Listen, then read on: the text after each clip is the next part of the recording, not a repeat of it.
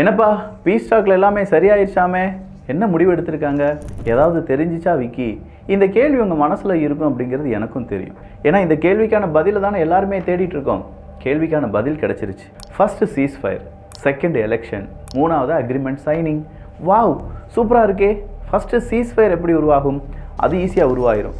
ஏன்னா இப்போ தான் சவுதி அரேபியாவில் போய் ரஷ்யா அமெரிக்காவினுடைய முக்கியமான உறுப்பினர்கள் எல்லாருமே பேசியிருக்காங்களே. அப்படின்னா கண்டிப்பாக சீஸ்ஃபயர் உருவாகிரும்ல. சீஸ்ஃபயர் உருவான பிறகு எலெக்ஷன் அப்படின்னு சொன்னியே விக்கி, என்ன எலெக்ஷன்? அது நடக்குமா? நடத்துவதற்கு ஜெலன்ஸ்கி அவர்கள் சம்மதிப்பாரா? இந்த கேள்விலாம் இருந்துச்சுன்னா பதில் கிடைச்சிருச்சிங்க. அதை தான் இந்த பதிவில் பார்க்க போகிறோம். எல்லாத்தையும் பார்த்துடலாமா?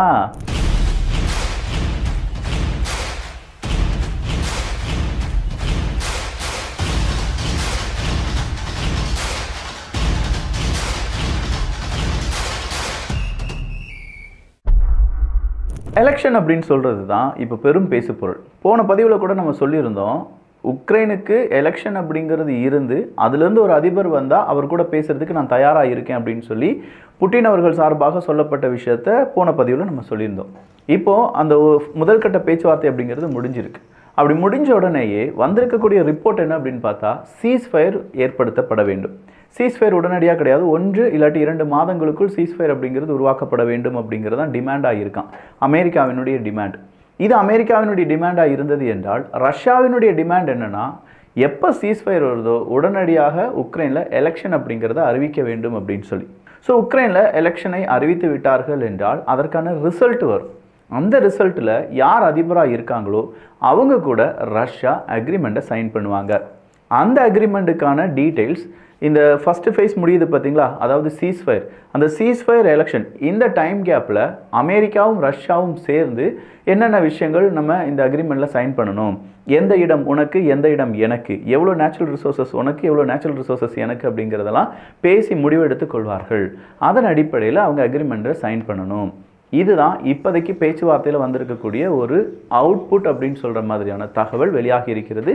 This is not an official report. இது அஃபிஷியல் ரிப்போர்ட் கிடையாது.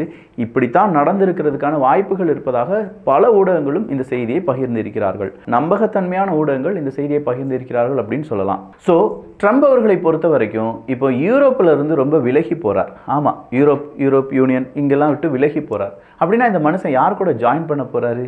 வேறு யார் கூட? ரஷ்யா கூட தான். யூரோப்பில் இல்லாத அளவுக்கு ரஷ்யா கூட ட்ரம்ப்புக்கு ஏதோ ஒரு பிஸ்னஸ் இருக்கதா சொல்லப்படுது. ட்ரம்ப் அவர்கள் நினைக்கிறார், இந்த 4 வருடங்கள் நம்முடைய ஃபாரின் பாலிசியை சேஞ்ச் பண்ணணும். இவ்வளோ நாள் அவங்களுடைய ஃபாரின் பாலிசி என்ன? மேற்குலக நாடுகள், யூரோப் ரீஜன், யூரோப் யூனியன் அப்படின்னு சொல்கிறது எல்லாமே அமெரிக்கா சார்பு இருக்கக்கூடிய நாடுகளாக தெரிந்தது. ஆனால் இன்னைக்கு யூரோப்பில் இருக்கக்கூடிய கேஸ் ஸ்டடீஸ்லாம் என்ன சொல்லுதுன்னா, நமக்கு தேவையான ஒரு பார்ட்னர், ஒருத்தருக்கு ஒருத்தர் தேவைப்படும் போதான ஒரு பார்ட்னர் தான் அமெரிக்காவும் யூரோப்பும் தவிர 2 பேரும் நண்பர்கள் இல்லை அப்படின்னு சொல்கிற அந்த ரிப்போர்ட் தான். ஸோ 2 பேருக்கும் தேவைப்படும் போது மட்டும் நண்பர்களாக அவங்க இருந்து கொள்வார்கள், மீதம் இருக்கும் நேரத்தில் ஒருவேளை இவங்க பகைவர்களாக கூட மாறலாம் அப்படிங்கிற அந்த report not a shocking report. யதார்த்தமாக நமக்கு தெரிகிற உண்மை தான். இந்த உண்மையை ரொம்ப கரெக்டாக பிடிச்சிட்டாரு டொனால்டு ட்ரம்ப் அவர்கள். இப்போ டொனால்டு ட்ரம்ப் அவர்களை பொறுத்த வரைக்கும் எட்டாக்கனியாக இருக்கக்கூடிய யூரோப்பை விட நல்ல நண்பனாக இருக்கக்கூடிய ரஷ்யாவை நம்ம கைகோர்த்து நடை போடலாமே. அப்படி நடை போட்டோம் என்றால் என்னென்ன பிரச்சனைகள் இருந்து அமெரிக்கா தப்பிக்கும்? தேவையில்லாமல் பொருளாதார தடை அப்படிங்கிறத போட வேண்டாம். ஏகப்பட்ட கேஸ் ஆயில் அப்படிங்கிறது அமெரிக்காவினுடைய கட்டுப்பாட்டில் நடக்கும். நண்பனாக இருக்கக்கூடிய ரஷ்யா தேவையான உதவிகளை செய்வாங்க.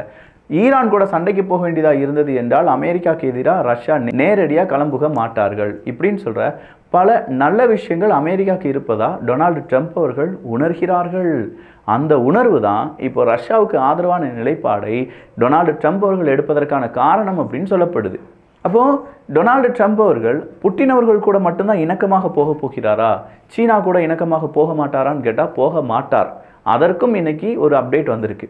அது என்ன அப்படின்னு பார்த்தா, அமெரிக்காவினுடைய பல இடங்கள், அது செழிப்பான இடங்கள் அப்படின்னு சொல்லலாம், பயிரெலாம் போட்டால் அப்படி வளருமா, அந்த ஃபார்ம் லேண்டெல்லாம் யார் வாங்கி குவிச்சாங்க அப்படின்னு கேட்டால் சீனா. எப்படி அமெரிக்கா பிற நாடுகள், இப்போ பில்கேட்ஸ் எடுத்து பாருங்களேன், அமெரிக்காவில் இருக்கக்கூடிய ஒரு மெஜாரிட்டி ஆஃப் ஃபார்ம் லேண்டெல்லாம் வாங்கி போட்டிருக்கார். இதே மாதிரி அமெரிக்க அரசாங்கம், அமெரிக்காவில் இருக்கக்கூடிய அரசியல்வாதிகள் பிற நாடுகளில் போய் அவங்க ஃபார்ம் லேண்ட்லாம் வாங்கி போடுவாங்க. ஏன்னா விவசாயம் தானே எதிர்காலம். அந்த எதிர்காலத்தை விட்டுவிட யாருக்காவது தோணுமா? நம்மளும் என்ன செய்வோம், எப்பா ஏதாவது ஒரு பிரச்சனைனா 4 பயிரை போட்டு ஏதாவது சாப்பிட்றதுக்காவது நம்ம ஆக்கிக்கணும்ப்பா, அது மாதிரி ஒரு இடத்த வாங்கி போடணும் அப்படின்னு நினைப்போமா இல்லையா? அதே மாதிரி தான் நாடுகளும் நினைப்பாங்க.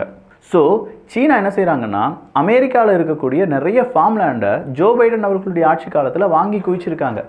இப்போ டொனால்டு ட்ரம்ப் அவர்கள் அதை மோப்பம் பிடிக்க ஆரம்பிச்சிருக்கார். இந்த டோஜ் அப்படிங்கிற ஒரு கமிட்டியை உருவாக்குனாங்க. அந்த கமிட்டியினுடைய தலைவராக எலன் மஸ்க் அவர்கள் இருக்கார் அப்படின்னு சொல்லி நம்ம பார்த்தோம். டோஜ் கமிட்டி சார்பாக இங்கே இருக்கக்கூடிய வேஸ்ட் செலவுகள் அப்படிங்கிறதெல்லாம் பார்க்கப்படுது. அமெரிக்காவில் வேஸ்ட் செலவாக என்னெல்லாம் செய்யப்படுதோ அது எல்லாமே தடுக்கப்படும் அப்படின்னு சொல்லி எலன் மஸ்க் அவர்கள் சொல்கிறாங்க. அதன் அடிப்படையில் இந்த சீனா இங்கே ஃபார்ம்லேண்ட் வாங்குறதை தடுப்பதற்காக ஒரு கமிட்டி இருக்குது.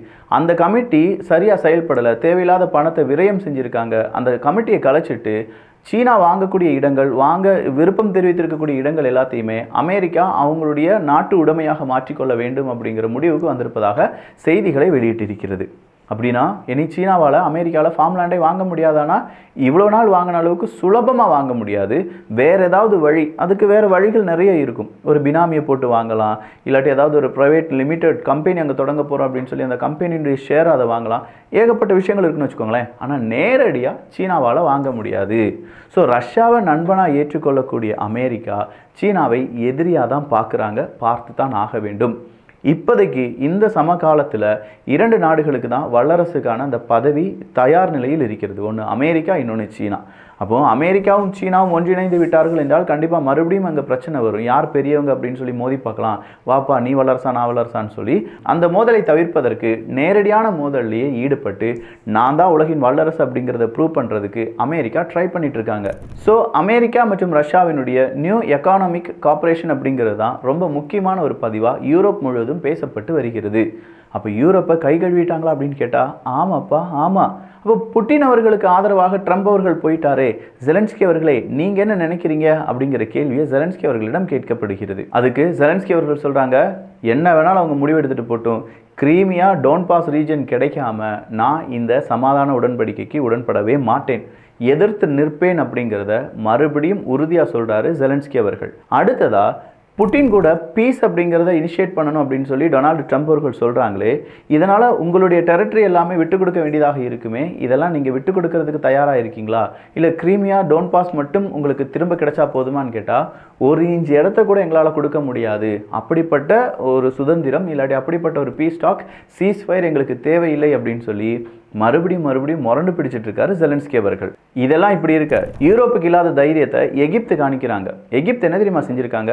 அரபுலக நாடுகளுக்கு ஒரு மெசேஜ் அனுப்புறாங்க. எப்பா இந்த இஸ்ரேல் காசா விஷயத்தில் அமெரிக்கா இந்த மாதிரி முடிவுகளை எடுத்துட்டாங்க, நாம் என்ன செய்கிறோம், ஒரு எமர்ஜென்சி மீட்டிங்கை போட்டு காசாவை ரீபில்டு பண்ணுறதுக்கான ஒரு பிளானை உருவாக்கணும் அப்படின்னு சொல்லி ஒரு எமர்ஜென்சி மீட்டிங்கை வர்ற மார்ச் மாதம் 4ஆம் தேதி அறிவித்திருக்கிறார்கள்.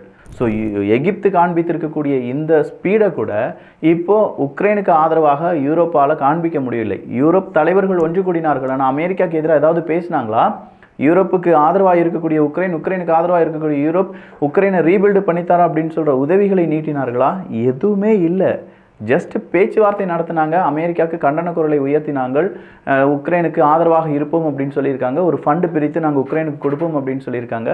புட்டின் அவர்களுக்கு எதிராக கூட எதுவுமே சொல்லாமல் இருக்காங்க. அதனால தான் கொக்கோகோலா உட்பட பல நிறுவனங்களும் மீண்டும் நாங்கள் ரஷ்யாவுக்குள்ளேயே வரப்போகிறோம் அப்படின்னு சொல்கிற தகவல் எல்லாமே இப்போ லீக் பண்ண ஆரம்பிச்சிருக்காங்க. சரி, அப்போ ரஷ்யாவாவது யூரோப் கூட பேச்சுவார்த்தை நடத்த வேண்டியதானே அப்படிங்கிற கேள்வியும் கேட்கப்படுது. அதுக்கு ரஷ்யா சொல்லியிருக்காங்க, yes we can meet Europe தலைவர்கள், அவங்க கூட நாங்கள் பேசுகிறதுக்கு தயாராக தான் இருக்கோம். பட் யூ மஸ்ட் லீவ் உக்ரைனை விட்டு நீங்கள் விலகி வர வேண்டும். அப்படி வந்தீங்கன்னா பேசலாம்ப்பா, பேசி என்ன வேணாலும் செய்யலாம்ப்பா அப்படின்னு சொல்லியிருக்காங்க. இது ரொம்ப முக்கியமான தருணத்தை நோக்கி சென்று கொண்டிருக்கிறது. கண்டிப்பாக இதுக்கான அடுத்தடுத்த அப்டேட் ரொம்பவே சுவாரஸ்யமாக இருக்க போகுது அப்படிங்கிறது தெரிகிறது. உக்ரைன், ஜெலன்ஸ்கி அவர்கள், யூரோப் யூனியன் அப்படின்னு சொல்கிற இவங்களுக்கெல்லாம் என்ன நடக்க போகுது, அமெரிக்கா ரஷ்யா எப்படி நண்பர்களாக மாறப்போகிறார்கள், இல்லை இதுக்கு பின்னாடி வேறு ஏதாவது கேம் இருக்குது அப்படிங்கிறதெல்லாம் பார்ப்பதற்கு, தெரிந்து கொள்வதற்கு, புரிந்து கொள்வதற்கு நீங்கள் செய்ய வேண்டியது என்ன அப்படின்னு பார்த்தீங்கன்னா வியூகம். நம்ம தமிழ் வியூகம் அப்படிங்கிற சேனலை சப்ஸ்கிரைப் பண்ணிக்கோங்க. நல்லதை பகிர்ந்து நல்ல சமுதாயத்தை உருவாக்குவோம். நன்றி, வணக்கம்.